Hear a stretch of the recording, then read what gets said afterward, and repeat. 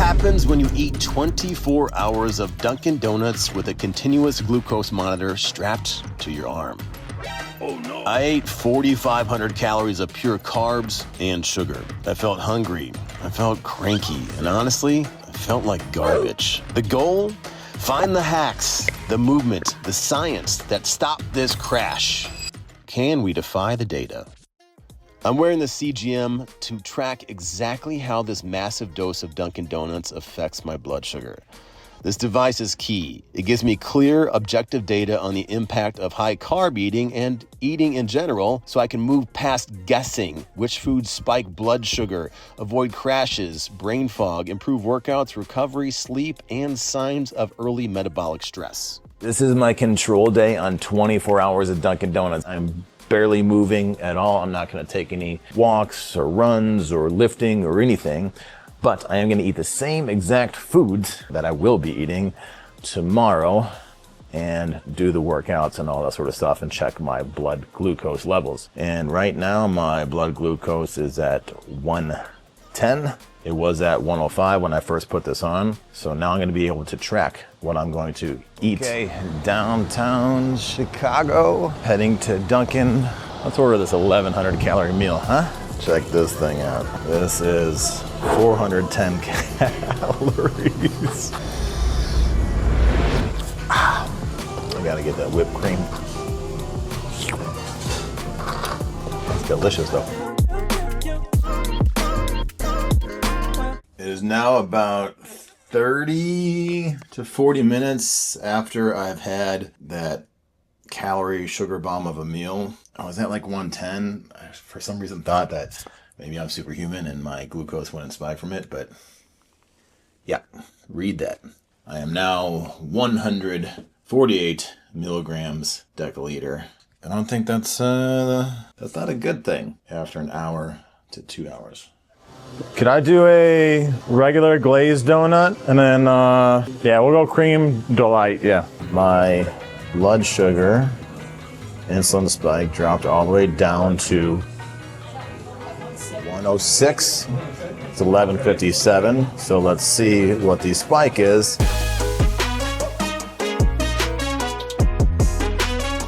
They ask you how you are, you just have to say that you're fine when you're not really fine. About 45 minutes after the 3 donuts, my energy feels okay. It's a little like heart smiley face if you look at the levels app. And my spike is quite high. So this is the highest I've ever had it right now. Everything that I just did to myself. I have a little bit of a problem because 163, it hasn't really come down. It was coming down a little bit, but I drove about an hour away and it's still high. My last meal got done around noon and it's about 2 o'clock. So we'll see if this stays elevated much longer. I wasn't expecting that. Sure, I'll have 3 orders of the snack and bacon, and then I'll do turkey sausage. 3 orders of snack and bacon and a turkey sausage on sourdough. Anything else for you today? That's it, thank you. Go forward, thank you. All right, cheers. Sourdough, snack and bacon.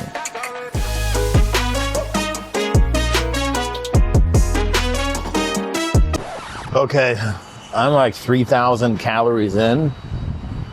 I thought I'd feel really stuffed. I just feel hungry. I want to eat more and more and more. The bacon was good, but in the 150s, I just feel like a turd. A turd that's not moving. I haven't really worked out. I haven't moved at all. That is 111. Several hours after the sourdough and bacon, I'm still above 100, which is not good. And quite honestly, I'm a little concerned about this. My energy has been actually decent throughout the day. I've been incredibly hungry, probably because I've only had like 6 grams of fiber, lots and lots of carbohydrates. I'm gonna have my last meal of the day today. Yeah, could I do 2 turkey, sausage, egg, and cheese English muffins? Okay. And then a bacon wake-up wrap and a turkey sausage wake-up wrap. All right. 5:35, 5:40-ish last meal. I'm still at 116 on here. I've got my muffins, 2 sausage, egg, and cheese muffins, and my 2 wake-up wraps in here.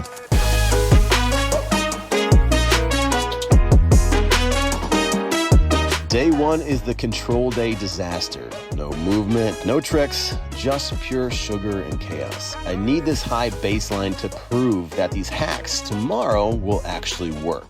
Okay, meal one of day 1/2. I'm going to go in and have my croissant sandwich, egg white, wake up wrap, and my caramel craze latte. Thank you. Look at this thing. Okay, before I have this calorie sugar bomb and this, I'm going to take psyllium husk and apple cider vinegar. Apple cider vinegar in human trials, a couple shots or tablespoons of apple cider vinegar about 5 minutes or so before your meal can bring down that glucose response by 20%.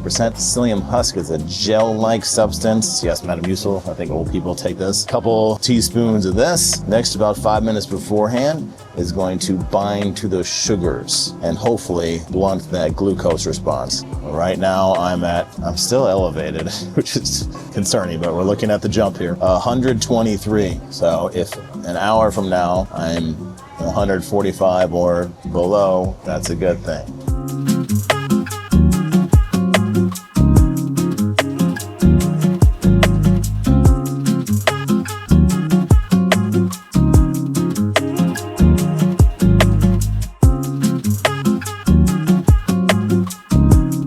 Okay, we're exactly an hour after my meal, and I had my apple cider vinegar and psyllium husk. I would say shot more like sludge with this calorie bomb here. Didn't work.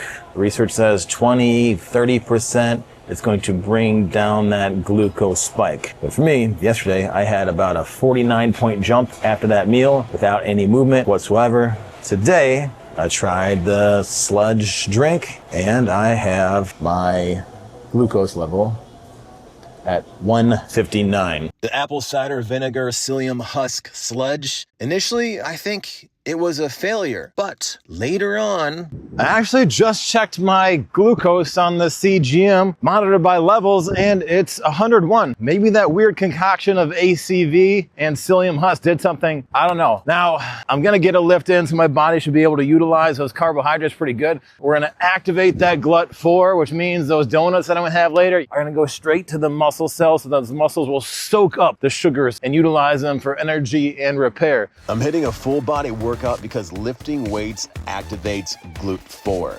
This allows my muscles to soak up the sugar without relying heavily on insulin. That's it for the workout. It's about 40 minutes long. Glucose spiked a little bit, which is gonna happen as your body's gonna release sugar into the bloodstream, which is a good thing, so your muscles can utilize it. I did full body, 4 or 5 working sets for back, chest, legs, in and out.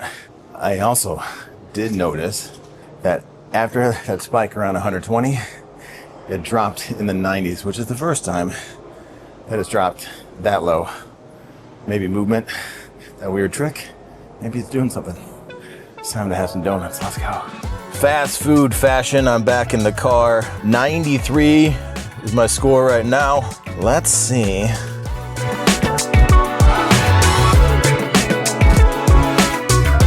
Yesterday, I had a 50-point spike in my glucose levels after having these. About an hour or so afterwards, and it stayed elevated for quite some time. When I started this weight training session, my glucose meter showed that I was at about 128. A couple hours after the session, it dropped down to 93, proving that this lifestyle behavior definitely works. All right, I'm moving on to the sourdough. We got one thing of snack and bacon left. Yeah, you see my eyes now.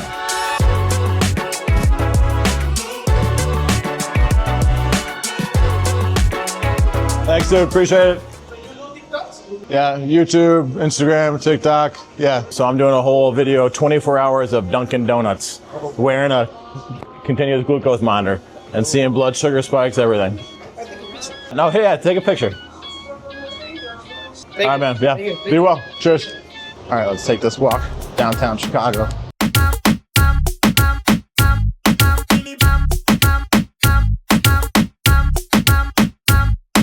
All right, heading for my last meal of this crazy challenge of 624. I'm at 14,000-ish steps. last meal. Let's go.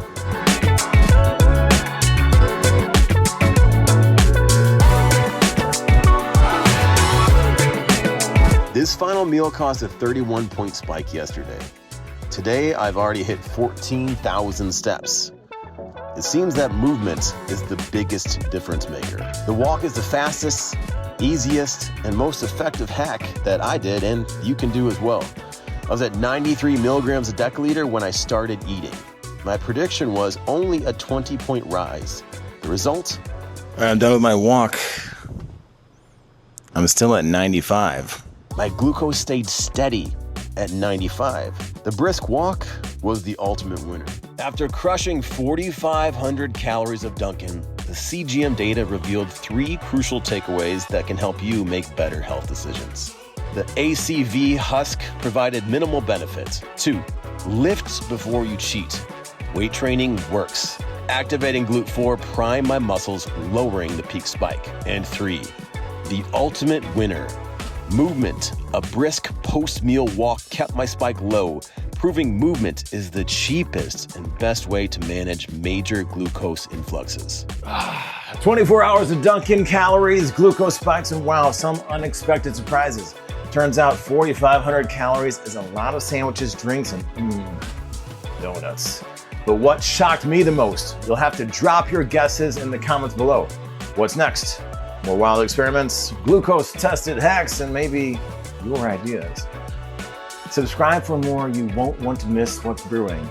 See what I did there? Give this a share, and if you try your own Dunkin' day, and let me know what's your go-to guilty pleasure at Dunkin'. See you